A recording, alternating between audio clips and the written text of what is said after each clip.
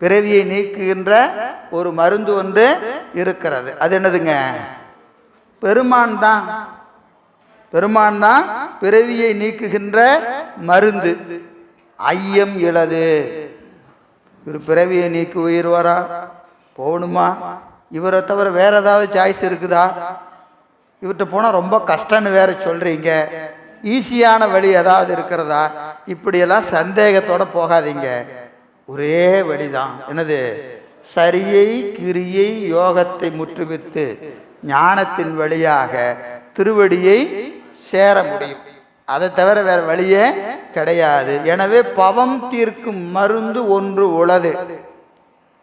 பவம் தீர்க்கும் மருந்து ஒன்று உளது.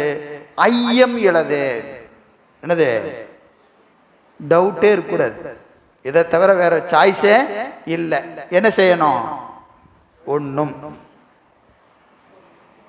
ஒண்ணும்னா என்னது? ஒண்ணும்னா என்னது? அறிவில் நிறுத்துக.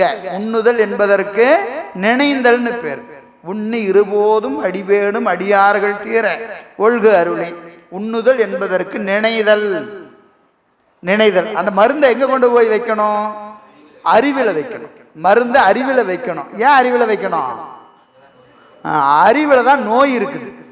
அறிவில தான் என்ன நோய் இருக்கிறது? ஆணவம் என்கின்ற நோய் அறிவில இருப்பதினாலே ஆணவத்தை தீர்க்கின்ற சிவமாகிய மருந்தை அறிவுல போய் வைக்கும் போத எப்படி வைக்கக்கூடாது? சந்தேகத்தோட வச்சிடாத. தீருமா தீராதா அப்படின்லாம் நினைச்சு வைக்காத. எப்படி வைக்கணும்? நம்பிக்கையோடு வைப்பாயாக. மண்ணு பவம் தீர்க்கும் மருந்து உளது.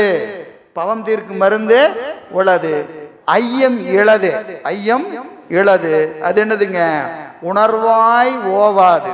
உணர்வாய் ஓவாது. உணர்வுக்கு உணர்வாய் அறிவுக்கு அறிவாய் இருக்கிற அந்த பெருமானை உண்ணுக, அவனை நினைக, பூசிக்க.